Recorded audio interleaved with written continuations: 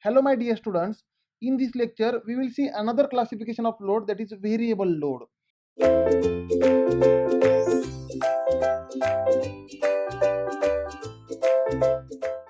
Now in last lecture we have seen load.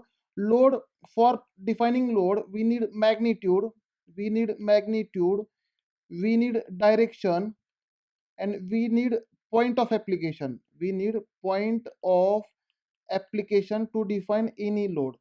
Now, in last lecture, we have seen static load. Static load means for a load, magnitude, direction, and point of application is constant with respect to time. And in this lecture, we will see variable load. In this lecture, we will see variable load. Variable load means the load for which magnitude may change, or direction may change, or point of application may change, or all the parameters may change with respect to time. With respect to time means as the time changes, the magnitude, direction, and point of application, any one parameter or all the parameter may change. Now first, in variable load, first classification we will see, that is magnitude changes but direction remains constant. Direction constant. All right, this is the first type in variable load. Now see, for example, press tool.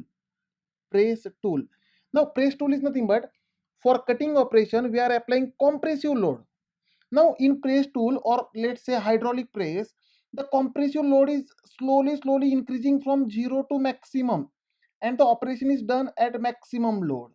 Means here we are applying compressive load only, but the compression magnitude is changing from 0 to maximum. That is compression is, that is the direction is same, that is direction is a compression, but the magnitude is changing, right? This is called magnitude changes but direction constant. Again, for example, shock absorber. Again, on the shock absorbers of the vehicle, there is a compressive load, there is a compression in the shock absorber, right? The springs are compressing to absorb the shock. Let's say there is a car, let's say this is your car, you are riding this car, right? You are riding this car, you are sitting in the car now, and this car is moving on road surface, which there are so many irregularities on the road surface. This is a road surface, and generally in India there are so many irregularities on the road surface. There are so many up and downs, right? Now as this car is moving, because of surface roughness or because of irregularities on the surface, there is the compression magnitude is changing. Sometimes spring is compress shock absorber spring is compressing maximum amplitude, and sometimes compressing less amplitude. Means the load is compression only, direction is same, that is compression, but magnitude is changing here, right? Again, if you see wall springs, the magnitude of load is changing but the direction is constant in wall springs. This is the first classification, that is magnitude changes but direction constant. Second type of variable load is direction changes but magnitude remains constant, is constant. This is second type of variable load. Now here, for example, rotating shaft subjected to constant bending moment. Let's say, my dear students, if I consider one shaft, let's say this is a shaft, right? This shaft is supported between bearings. This is a right side bearing, and here there is a left side bearing. This is a bearing. Now this is the axis of shaft. This is the axis of shaft. This is the axis of shaft. Now let's say on this shaft the flywheel or pulley or gear is mounted. Let's say this is a flywheel, or this may be a pulley, or this may be a gear. This is mounted. Now due to the self weight of this flywheel, pulley or gear, due to the weight of this flywheel or pulley or gear, the shaft will bend like this. The shaft will bend like this, right? Now means shaft is bending like this. Shaft is bending like this. This is the curvature of bending. Now this is the axis of shaft. And in strength of material, you have seen for such type of bending, the upper fiber is subjected to compression. The upper fiber is subjected to compression and the lower fiber is subjected to tension, tensile loading. Now here again shaft is rotating. This shaft is rotating means torque is applied on the shaft. This is a torque, applied torque on the shaft.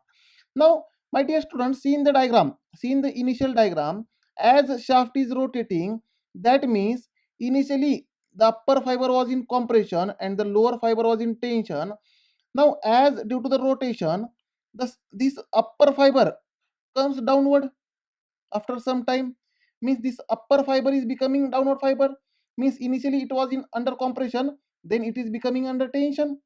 Again, as upper fiber comes downward, the downward fiber goes upward, means downward fiber initially was under tension, then as it goes up it will become under compression. Means here at any fiber the load is changing from tension to compression, compression to tension. Means if I draw stress versus time curve, let's say initially some fiber is under tension, positive bending stress, this is a positive bending stress, then it will go to the compression, then it is negative bending stress, then tension, then compression. That means the direction is changing from tension to compression, but the magnitude is constant. For such type of loading, the bending stress, maximum bending stress is nothing but 32 ME upon pi d cube. And this formula we will derive in combined bending and twisting in shaft design. Shaft design combined bending and twisting problem. Here, sigma b is maximum bending stress, which is constant, magnitude is constant. Now ME is equivalent bending moment, equivalent bending moment, right, or design bending moment, and D is diameter of shaft, diameter of shaft. This maximum value of bending stress is constant, but the magnitude is constant, but the direction is changing from tension to compression, compression to tension. The next example is reciprocating engine.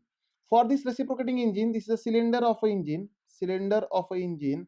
This is a piston of a engine, piston of a engine. This is a piston rod. This is a piston rod connected to the piston. This is a crosshead, crosshead. This is a connecting rod, and this is a crank which is rotating, crank which is rotating. Right.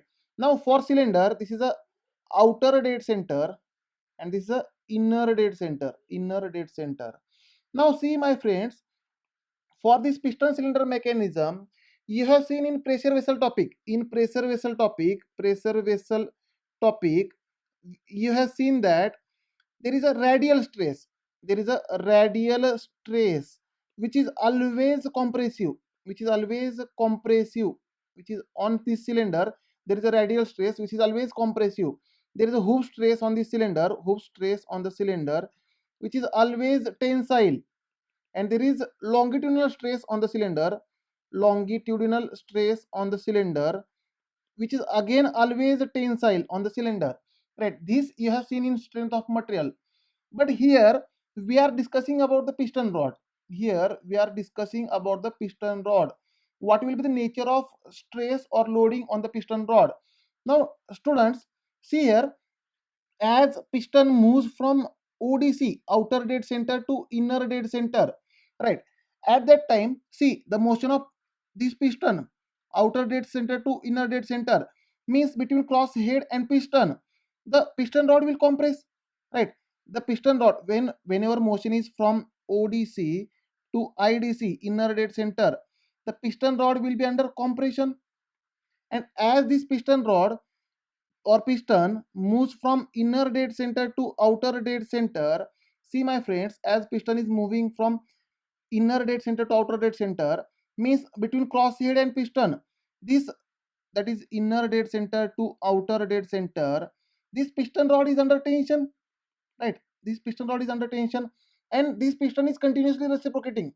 There is compression and tension in the piston rod alternatively. Means here the direction is changing, sometimes compression, the piston rod is sometimes under compression and sometimes under tension, the direction of load is changing. The third type of variable load is point of application changes, point of application changes, point of application changes. For example, consider turning operation on lathe machine. Turning operation on lathe machine. Now let's say if I consider one workpiece, let's say this is a workpiece. On this workpiece, let's say this is the axis of workpiece. This is the axis of workpiece, and on this workpiece, my target is to do turning operation. For turning operation, we will hold this workpiece in the jaws of lathe machine. Let's say this is a jaw of lathe machine, jaw, right? We are holding this workpiece. Now here there is a cutting tool. There is a cutting tool, right? This is a tool for the turning operation. Now this tool is moving from this right side to left side, inward, for cutting operation, right? Now see my friends, over here along the radial direction, there is a radial load exerted by this tool on the workpiece. Again, along the axial direction, axis, there is an axial load exerted by the workpiece. And again, from this jaw to the tool location, from this jaw to the tool location, there is a distance L. Let's say this distance L. Now, in this case, what will be the bending moment on the workpiece? What will be the bending moment? Bending moment represented by M on the workpiece. This is nothing but radial load into distance, perpendicular distance, right? Perpendicular distance we have to consider. Perpendicular distance to the load. This is perpendicular distances causes moment. Now here, for maximum, as the tool is moving inside, therefore what will be the maximum bending moment? For maximum bending moment, radial load into L maximum, right? That is Fr into L in this case. Again, as this tool comes to the end, left side end, that is this location, then length becomes 0. At this location, L is maximum, right? Therefore what will be the minimum bending moment on this workpiece? M minimum is equal to Fr into 0 distance, that is 0. That means as point of application changes, the bending moment acting on the workpiece is also changing. That means load is also changing. This is a case of variable load, that is as point of application changes. Thank you students. In next lecture we will see tensor quantity, that is stress tensor.